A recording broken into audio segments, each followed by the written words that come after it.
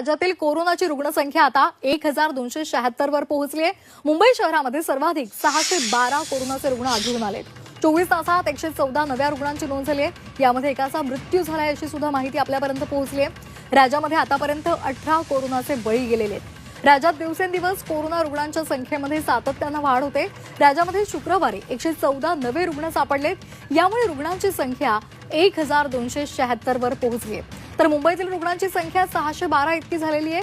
तसंच राज्यामध्ये शुक्रवारी कोरोनामुळे एका रुग्णाचा मृत्यू झालाय। त्यामुळे मृतांची संख्या आता 18 झाली आहे। राज्यामध्ये शुक्रवारी 114 रुग्ण सापडलेले आहेत। तर महापालिकेच्या हद्दीमध्ये 42, मुंबई महानगरपालिकेच्या हद्दीमध्ये 37, तर मीरा भाईंदर महानगरपालिका आणि पनवेल महानगरपालिकेच्या हद्दीमध्ये प्रत्येकी 7 रुग्णांचा समावेश आहे।